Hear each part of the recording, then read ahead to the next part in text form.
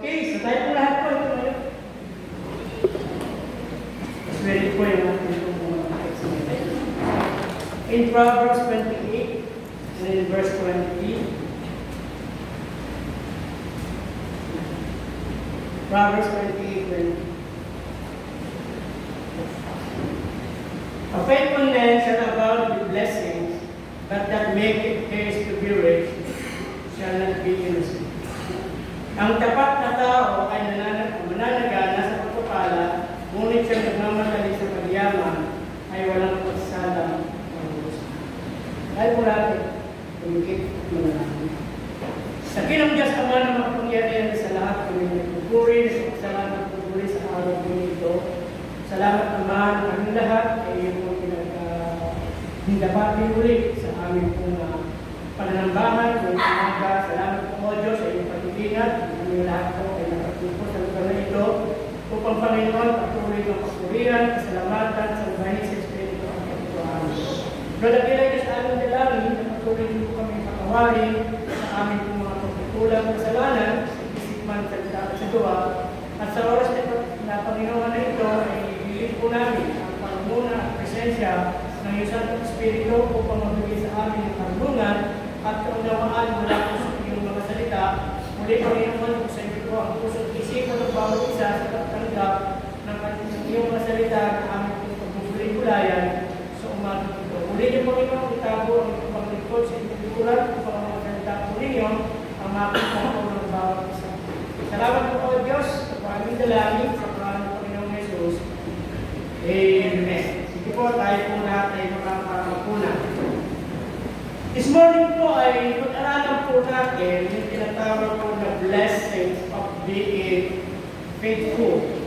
Pag sinabi mong faithful, ito po ay characteristic that God values highly and promises to those who demonstrate it. So, ang katapatan po ay hindi lamang po yung sa panahon ng na meron mga pagpapala na binibigay ang Diyos sa akin. Last week po, narinig po yung preaching po about yung sinabi na hindi lang po sa present, kundi paging absent. So, naniniwala naman tayo at alam naman po natin, our pastor, Pastor Marasigan, and his family, ay nasa ibang bansa. So, isa ho ito sa kahit wala sila, ay magkaroon tayo ng katapatan.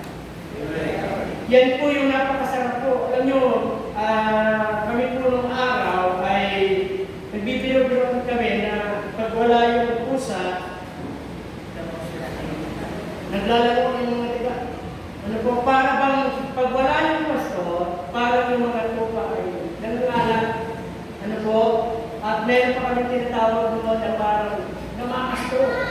Parang gano'n. Tandaan niyo po, ang ating po pinaglilingkuran at ating po sinasamba, walang iba kundi ang ating Panginoon.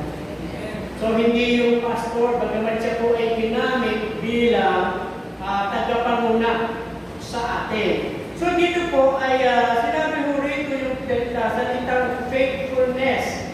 Ito po yung isang dapat na makikita sa atin, bagaman ito pong text natin, ay sinabi po dyan yung bahagi na pagdating sa pagyaman. Ano po? Pero ang tingnan po natin yung unang bahagi na sinabi po doon, a faithful man set above with blessing. So, totoo lang po, maraming pong klase yung tinatawag po na katapatan. Ano po? Katapatan, siyempre, number one sa Diyos.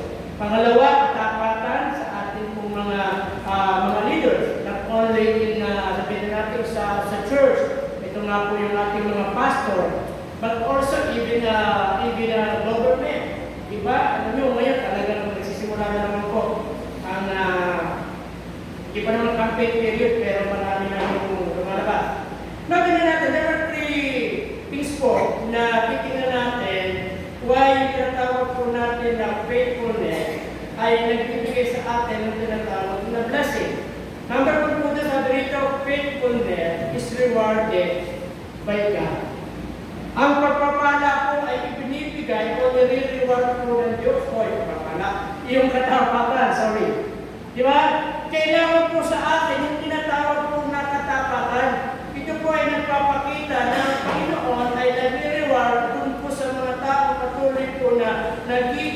matapat, especially sabi po rito, in their commitments both to Him and others. So, ang unang-una pong katapatan natin, siyempre, ibigay po natin yan sa Diyos. Amen? Sa Diyos po yan, alam nyo, yung mga ginagawa po natin, ay sabi na, kung wala po ang sabi nga ng John chapter 16, ay kung wala ang Panginoon, wala tayong ginagawa. Amen? Kaya bilang tayo po ay, minsan yung salitang blessing kasi kung minsan, para bang iniisip natin na, di ba yung bigla na lang dumarating? Di ba sa atin po siguro, meron tayo tinatawag po ng mga unexpected blessing siguro. Pero yan daw po ay nangyayari sa tinatawag po na pagdating sa katapatan natin sa Panginoon, reward po ng Diyos. Hindi, sabi nga ng Bible, hindi po liko ang Diyos, nakalimutan po natin mga labor of love.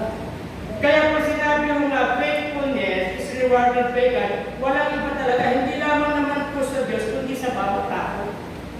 Ano po, ngayon sabi nila ay yung katapatan daw po, minsan napapalitan ng salapi, ng pera.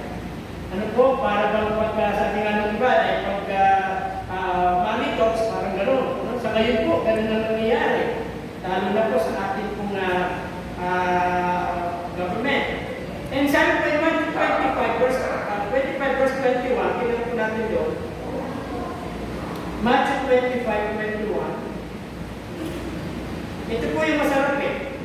Sabi mo ng salita natin sa Matthew para sa Kristo, His Lord said unto him, well done, good and faithful servant, thou hast been faithful over the few things, I will make thee ruler over many things, enter thou into the joy of thy Lord. So sabi mo dyan, well done, thou good and faithful servant. Alam niyo po, ang pagiging matapat po natin, hanggang sa huli-huli. Ano po? Hindi lang po tayo nagiging matapat sa panahon na to hanggang sa huli. Lahat po tayo ay, sabi na ng Bible, tayo lahat ay haharap po sa Diyos. And then sabi mo rito, kung hindi ka naging matapat doon sa maliit na bagay, di ba? Paano pagtitiwalaan ng Diyos sa malaki? Ano po? Sa church po, meron tayong tinatawag ng ministry. Di ba? Kanya-kanya tayo ng ministry. Yung nakatayo po dito, ang ministry po nila, bilang sila po ay choir, ang ministry po nila ay umawit para sa Panginoon. Ano po? At habang ginagawa natin yung ating ministry, naniniwala po ang Diyos ay lagi po tayo papalagin. Sa church po, ang lagi po sinasabi, kung meron man tayo ministry sa church, mag-isipan po tayo ng iba. Ano, kung ikaw sa tingin mo ay yung ministry mo ay pag-awit, mag-isip ka pa, ano pa yung pwede mong gawin sa gawain po ng Panginoon. Amen. Ngayon po, lalo na po sa panahon po natin ngayon. Ako po, natutuwa ako sa Panginoon dahil ako po ay binibigyan po ng oportunidad ng Diyos para kahit paano po ay makapagturo po sa mga politician dyan po sa Peñaran. Last week po ay nagkaroon sila ng parang forum. At natutuwa po ako dahil binigyan nila ako hindi lang yung manalangin, kundi mag-share ng salita po. At ang ibinahagi ko sa kanila ay tatlo lang. Yung tinatawag po na kapayapaan, pag-ibig, at pagkakaisa. So yan yung kailangan natin ngayon. Kahit po sa politics, kahit po sa church, kailangan po natin ng unity, kailangan po natin ng pag-ibig, kailangan po natin ng kapayapaan. Nakakalungkot po sa panahon po natin ngayon, even po yung gawain ng Panginoon ay nasa sidetrack na ng iba't ibang bagay na hindi na po nakakalungkot sa Diyos. Kaya tayo po lahat, sabi po ng Bible, sabi mo ng Panginoon, well done in good and faithful servant. Tandaan niyo po lahat po tayo maharap sa loob-looban ng Panginoon. Ano po kaya yung pagsusulit natin? Naging matapat po pa kaya tayo nung tayo ay nandito sa lupa? Naging matapat ba tayo sa Panginoon? Naging matapat ba tayo sa kanyang gawain? Kaya bilang mga maraming palataya po, yung sinabi po dito, katapatan, yan daw ay nire-reward ng Diyos. Hindi ho sayang. Yung oras na nagugugulin natin sa Diyos, yung oras po nagugugulin natin sa gawain po ng Panginoon, hindi po yan masasayang. Yan o ay laging may kalakip na pagpapalang galing sa Diyos. Hindi man yung material. Amin po ang tao, pag sinabing pagpapala, pag sinabing material, akala nila material. Alam niyo po ba kung wala kang karamdaman ngayon, mapalad ka? Meron din po sa amin po, yung amin po na inuupahan po ngayon ay kasi itong si Joby po ay nagkaroon ng business po doon na office of school supply dahil nakatapat po ang lugar sa school. Yung may-ari po doon, 55 po ako nagkakaroon. Ang lakas niya eh. Wala kang makikitang sign na siya po ay mawawala. May sinasabi silang sakit na parang hindi ko alam kung sa uric ba yun o whatever, na parang nag-trigger. Isipin niyo po malakas na tao, pero bigla, mawawala. Eh yung karamdaman, pag pulang talagang ng ginamit. Pero, para sa akin, yung sinasabing sakit na yun, parang mag-trigger ba ito para mamatay? Eh para yung sakit ka, siguro, pwede natin isipin para mawala. Ganun lang. Pero, bigla nagulat kami. Kaya tayo, kung tayo kung ay malakas ngayon, dapat po, magpasalamat tayo sa Diyos. Maging matapat po tayo sa Diyos. Kung ano po yung gusto ng Panginoon, na gawin natin, yun po yung gawin natin. Alam mo, minsan, ang Kristiyano, parang Kristiyano kapag-araw po ng linggo. Ang pagiging Kristiyano po lahat araw-araw, alam niyo po tayo mga mananampalataya, tayo po ay binabasa ng mga tao. Tinitingnan nila tayo. Ako po sa amin, dun sa munisipyo, walang maniwala na ako ay walang binibigay yung mayor sa akin. Saan ko wala? Alam ka naman sinungaling ako. Nasabihin kong wala. Diba? Hindi naman ako si Carlo Aquino. Diba? Nagbibigay po yung mayor, kung birthday ko lang. Siyempre, birthday ko na yun. Diba?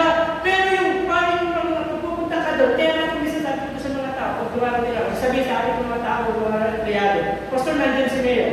Hindi ko lang masabi, bakit hindi si mayor?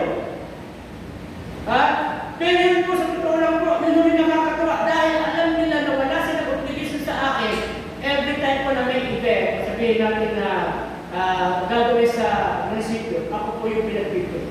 Amen. At ako po, hindi po ako basta-basta nag-prepare lang. Nagsasite po ako na salita po.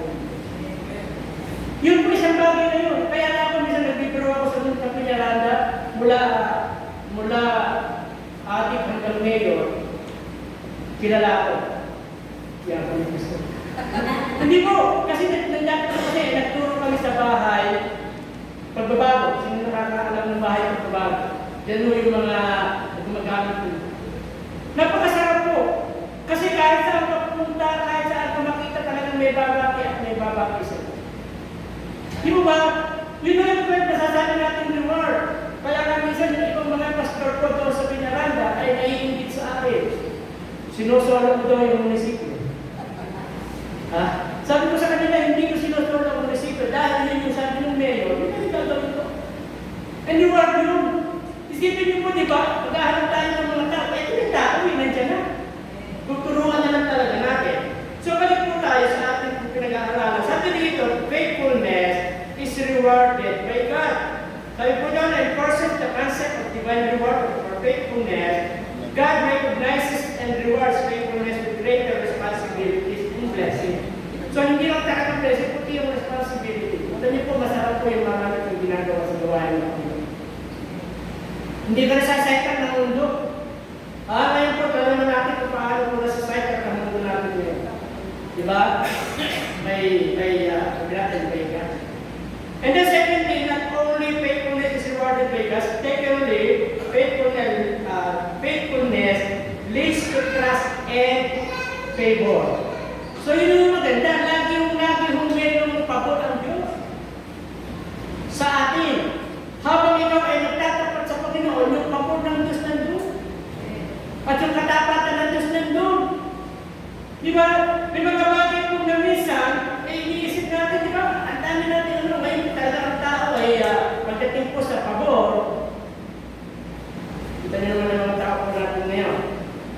dumaan po ako sa kumbuhan, marami pong tao. Hindi ko alam kung ano yung ginagawa.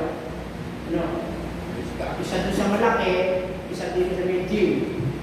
Ano po, napakarami. At siguro, alam niyo naman, hindi siguro tayo ni Sergio. Ano po?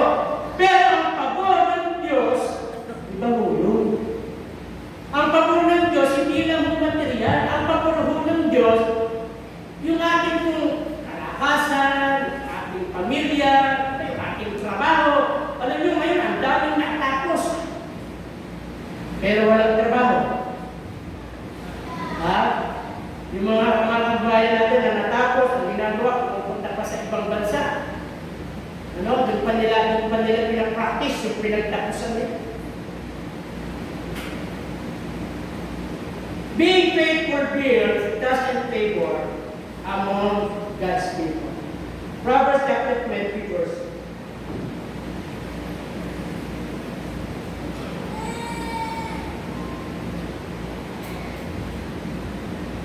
Most men will proclaim everyone his own goodness, but a faithful man who can find it. Meron bang matapat na tao ngayon? Ha? Tayo kung Kristiyano, dapat tayo po ay matapat.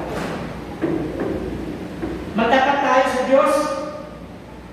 Matapat tayo kung sino man yung mga tao talaga na sabihin natin, ginamit ng Diyos para po tayo ay maligtas. Ngayon po, ang daming mga Kristiyano po ngayon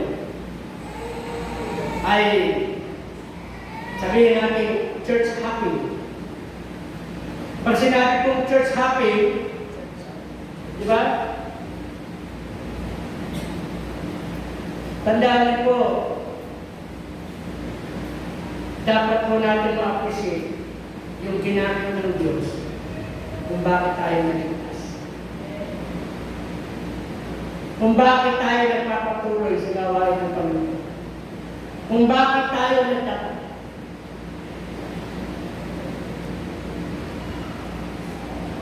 Sabi ko rito, maraming tao ang magtatanyag sa bawat isa niyang sarili kagandahan ko. Diba? But, sabi rito, ngunit sino makakasumpong sa tao? Ha? Tandaan niyo po, hindi naman kung ano yung makukuha natin. Kung ano yung pakinabang natin, hindi mo yan. Maraming tao, matapat lang kung mayroon pong nakukuha. Kung mayroon pakinabang. Pero sabi mo ng Panginoon dito,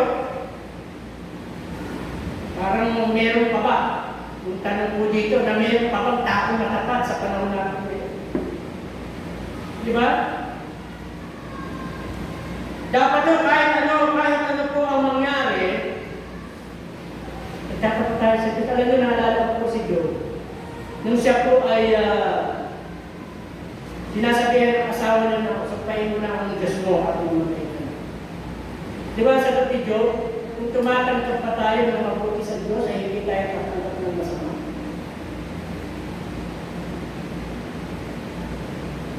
Minsan nung may ginagamit ng Diyos para lang tayo paalalahanan. Ha? Hindi ho galing ng Diyos sa atin. Pinapaalalahanan lang niya tayo. Kaya kung meron man minsan dumarating sa atin na sa tingin natin ay hindi maganda para sa atin, isipin natin na yan ay pagsubok lang ng Diyos sa atin. Gusto niya lang matalo tayo tumatag. Gusto niya matalo tayo maging matapat sa Kanya. Yun lang mo yun. True faithfulness is rare and highly valued. Diba? Pag sinabi mong rare, talagang diba, bibihira lang. Ha? And then sabi na, ayun. Leading to respect and admiration from others. When a person is known for their faithfulness, they often find favor in their relationships and community. Kung bihira. Yung community na nakikita sa atin. Alam niyo nung araw, pag kami ay nag-church doon, ano pag San Vicente Homes, Kaya natutuwa kami, nag-usapan kami ng mga bahay. Sabi yung pamilya na yan, lagi yung nag-church. Di ba? Sa kanila yung gagaling. At makikita naman nila, talagang yung katapatan ng Diyos sa amin, nandun. Wala kami masasabing problema, karamdaman. Yun yung katapatan ng Diyos eh. Siguro po kami, kung nagkakasakit man, ay hindi mo grabe. Siguro mga simple lang, compare po sa sabi natin, iba talaga nagkakasakit eh, na kailangan ng hospital, favor ng Diyos yun. Di ba, yung wala kang sakit? Ito nga po natin in Proverbs chapter 3.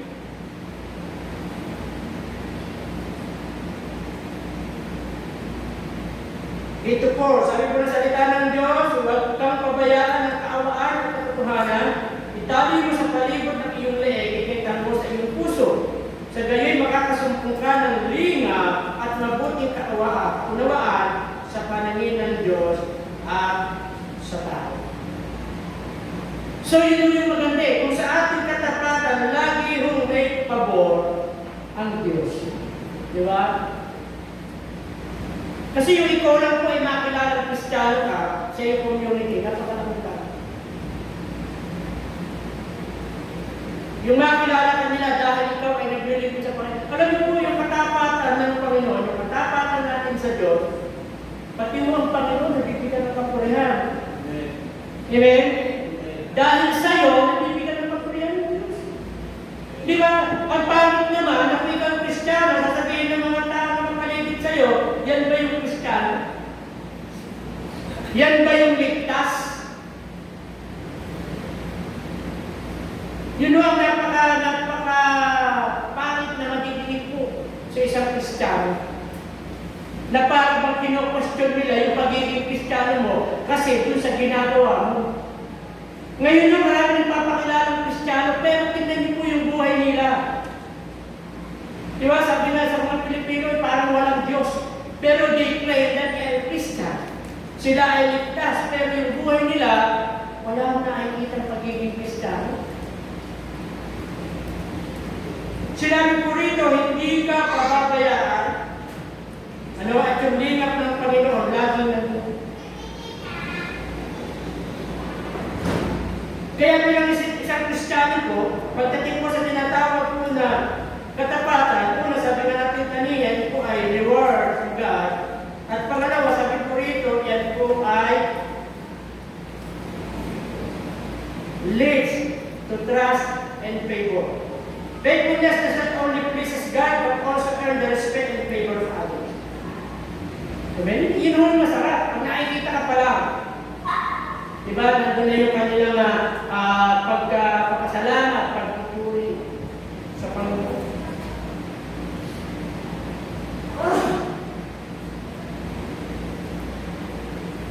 And then thirdly, sabi ko dito, faithfulness cultivates a life of integrity.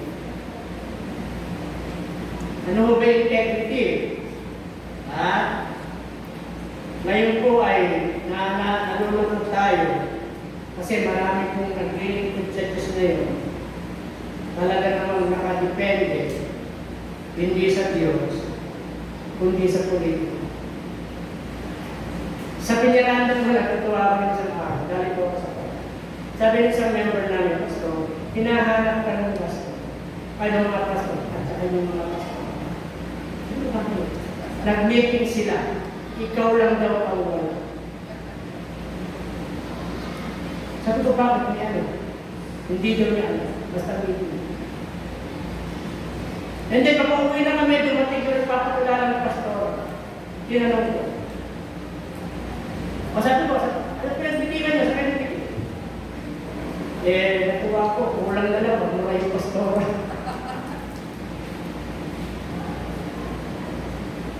Sa totoo lang ika, kung alam lang namin, hindi kami pupunta. At pangalawa, kaya para sila pumunta, kasi may ibibigay yung politiko. Nagkataon hindi sila nakamusta. Kaya siguro kung sama-sama ito.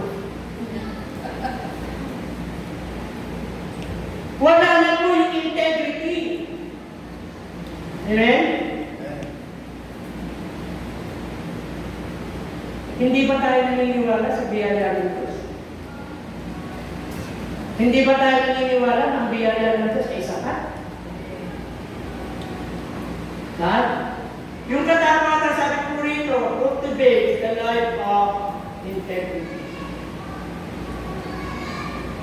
Nakakalapag lang. Ang gobyerno po natin ngayon, pagdating po sa election, wala na yung pure service. Para bang lahat ngayon, kung ano na lang, kung sino na lang yung magbibigay. If the price is right. Favor na ito. Di ba? Natidinig ko yung the price is right, parang game show yung araw yun. Kasi nakakabot lang. Yung parang, kaya pala, paring pala. Di ba? May programa, if the price is right. Ngayon po, iba na. Di ba? Kung sino yung mas malaki bibigay, doon ako. Eh sabi nyo ito, matalino yung mga tao ngayon. Tatanggapin nila at iboboto yung laman ng kanilang puso. Yan na rin. So, kung Kristiyano ka, dapat hindi mo mawala yung integrity. Kasi yung katapatan, di ba? Yung katapatan mo at yung katapatan ng Panginoon, dapat alam natin. Faithfulness is closely tied to integrity, which leads to a fruitful, abundant life.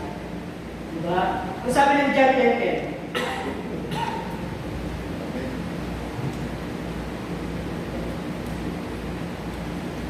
ano sabi ng pronoun dyan? The thief cometh not but to steal, and to kill, and to destroy. I am come that may have life, and that they might have it more abundantly. Yung pananagana, kaya hindi mo namin kinakailangan lumapit sa mga politiko. Isipin natin yung katapatan ng Diyos. Lagi natin sinasabi yung God will provide. Di ba? Yan, madalas sabihin naman natin yan. God will provide, God will provide. Pero pag may lumapit, di ba, invitasyon. Ako po ay nagawa ng minsan. Basta na naman ako. Kaya ko na lang po sila. Yung isang member namin, lumapit sa akin. May binigay na ano yung pastor? Parang sobrang maliit. Nakulay ko lang. Parang Chinese. Inabot sa akin. Sabihan niya, bigay ni ganun itong politiko. Sabi ko, bakit? Inilista kita. Sabi ko, kung bigyan na ako, makukulong pala kung hindi ko nalalaman. Diba? Pag sinabi ng integrity, dapat talaga wala maibabato sa'yo, wala maikipunta sa'yo.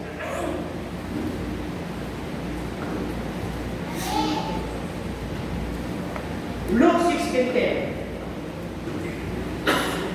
Malapit na tayo. Luke 16:10. He that is faithful in that which is least is faithful also in much. And he that unjust in the least, unjust also in much. Kung baga yung pag nagkatatos sa kaunti, magtatapas sa malaki. Pero yung hindi matapas sa may kaunti, hindi rin na magtatapas sa malaki. Amen? Sabi na, paano kung pagtitiwalaan ng Diyos ng malaki, kung doon para sa maliit, hindi ka na pwede pagkatiwalaan. Diba? Maraming ganyan. Sabi na ng iba sa maliit na bagay, nasusubukan. Pero po, tandaan niyo po sa paglilingkod sa Panginoon, hindi po pera-pera. Pero po, minsan ako nagtulong po. Yun nga po sa amin, yung mga, kasi may tinatawag po kami ng mga basa, ministerial, samahan ng mga pastor. Doon. Ako lang yata baptist. Lahat po sila ay born again pastor o pastor. Eh siguro po ako, loob na rin ng Panginoon na maalis ako dun sa grupo na yun.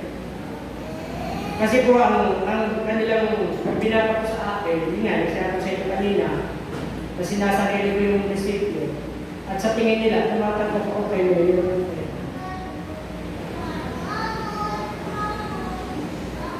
Ni-reverse pa nga ako eh. Malay siguro yung pinipili.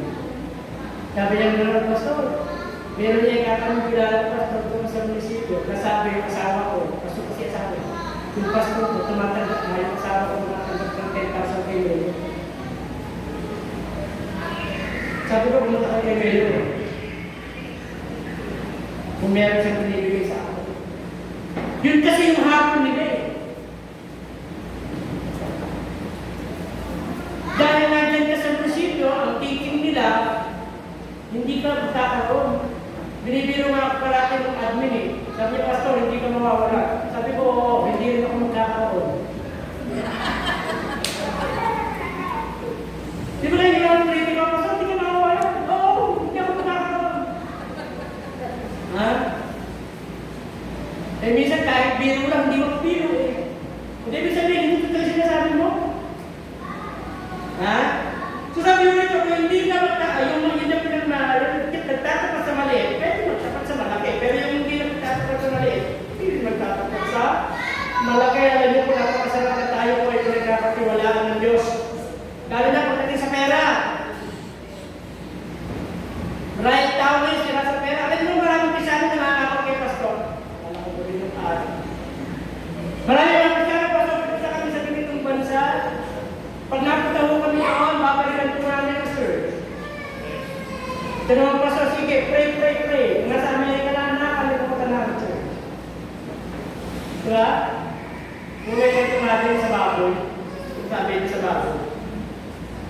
Sabi niya ganun, kaya sabi niya, takot na baboy. Sabi niya, pastor, di ba may baboy ka? Opo. Ilan eka? Sabi niya, ay 10. Sabi ko sa kanila, sabi niya, ibigay mo yung isa sa church. Sabi niya naman si Dana, ibang usapan ngayon. Di ba? Ibig sabihin, hindi ka magkakatiwalaan. Ha? Integrity yun, hindi magkakatiwalaan. Alam niyo kung napakasarap kung may tiwala sa iyo. Di ba? Lalo na yung mga tinatabagay na ibigay sa iyo. Di ba naalala niyo yung parable of the talents? Di ba? Yung merong binigyan ng 10. O, di ba? Dalawa, isa. Ano ginawa ng isa? Binaon sa lupa. Yung dalawa, binang business siya, may business man lang. Ano po? Pero yung isa tinago niya, kaya hindi ba sabi ng Panginoon, ikaw na, ano, di ba sabi niya, bakit? Alam mo parang kumaani ako na hindi ko pinagkasakahan. Di si sana yung isang binigay, sabi doon, ay nilagay mo sana sa, siguro hindi mababang tawag doon. Hindi pa tawag nila doon, di ba? Parang nilatuban ng pera na may interest. Ano po? Pero ngayon po ang interest sa bangko, sa tapos ba?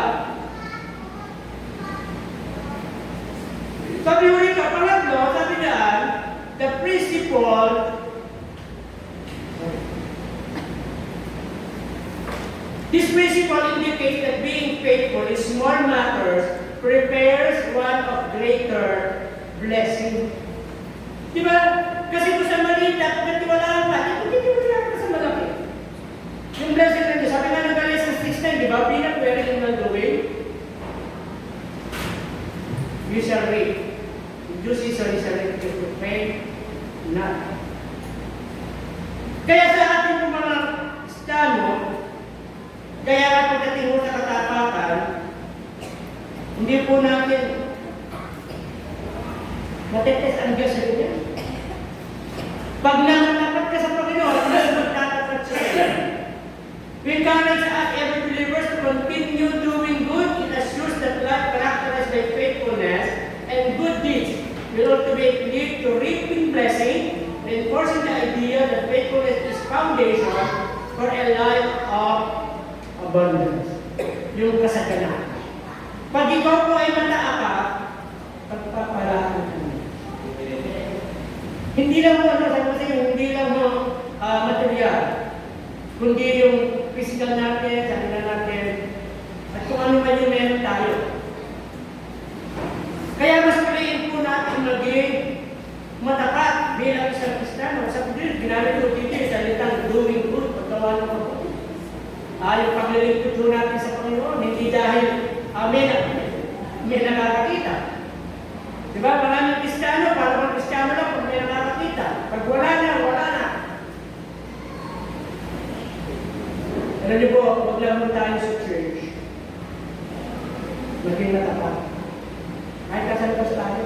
Alam niyo po bang isang Kristiyano, ang dami natin pwedeng gawin.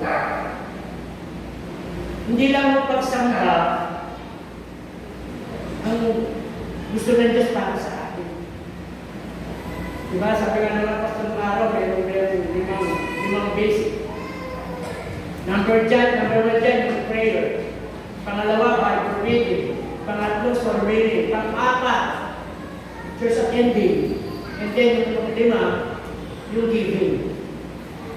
Ang problema lang, when it comes to sa giving, at saka soul reading, maraming mga tao.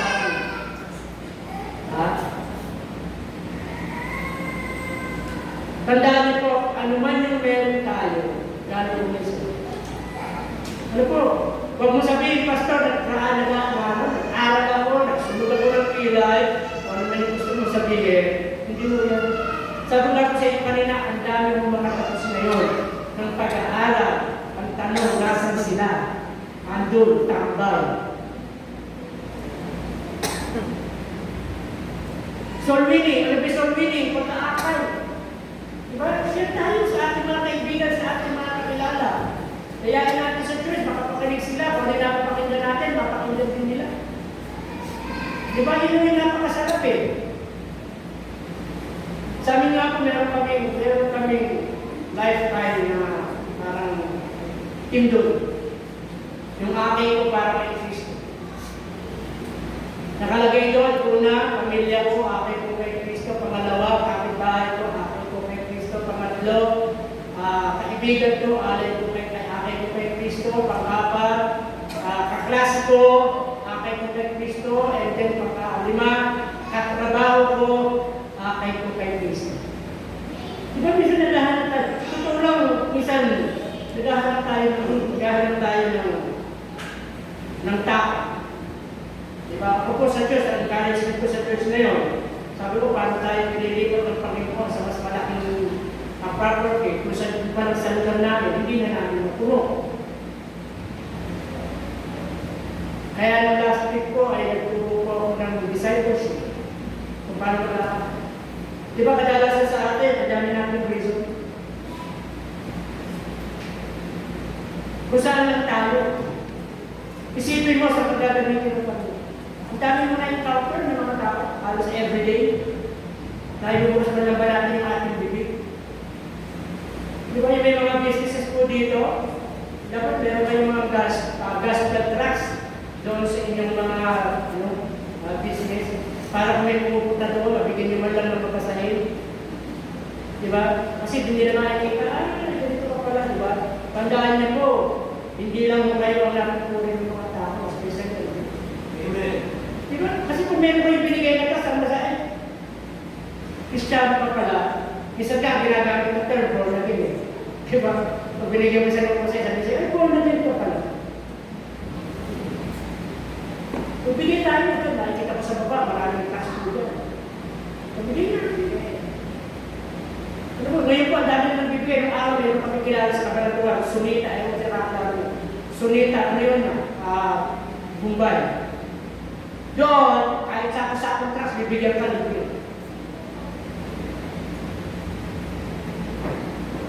Maglagay po tayo, kung meron tayong business na kita yung mga trust, para kung may pumupunta sa atin, dumadalo sa atin, pagpunta natin yung mga sakit sa atin. Pray natin yung mga pasayang nila, gamitin natin para sa atin. Ha? And then, muna sa ito ng Luke 19:17. And he said unto him, well, thou and good servant, because thou was faithful in a very little, have the authority over 10 cities. Alam niyo po sa katapatan natin, marami po po pwede pagkatiwala ng Diyos sa atin. Ha? Matapat ka sa pananalapi, ba't naman kayo pagpapalaan ng Diyos sa pananalapi? Matapat ka para sa pagbibigay, kung ano man yung gusto mong ibigay sa mga tao, pagpapalaan ka ng Diyos mo. Ha? Matapat ka para mag-sowing, bibigyan ka ng Panginoon ng mga tao. Hallelujah. Kaya sabi mo rito, the blessings of being faithful, tatlong bagay, sabi niya, faithfulness is rewarded by God, faithfulness leads to trust and favor, and then faithfulness cultivates life of integrity. So tayo po lahat, masumpungan ng Panginoon sa katapatan. Tandaan niyo po, kahit wala yung ating pastor, yung ating pong ginagawa, nung nandito siya, yun pa rin mo yung gawin natin. Amen? Sabi ko sa inyo, hindi naman kinakailangan ng merong nakakita. Unang-una, ang pinaglilikuran po natin ang Diyos. Kailangan natin, kung hindi man natin kasama yung ating pastor ngayon, tulad ng lagi natin ginagawa, we need to pray for them. Pag-pray natin sila. Alam niyo po ko, ang panalangin ko sa mga nawa, yung condition ng ating pastor, meron mo talagang sabihin natin joke doon sa. Alam naman natin pagdating sa Amerika, parang lahat na nangyata ng kung ano yung magagawa. No? At naniniwala tayo, wala na pong posible sa Diyos. Ano po, minsan parang kung tayo man po ay nagiging hopeless na, pero dapat hindi. Kasi wala tayo ng pag-asa kundi ang Diyos. Yung katapatan po natin, sa lang po, dito sa gawain natin dito, ay kasiyahan na po sa ating po kasi. Marami sila dito, eh nagpapatuloy tayo.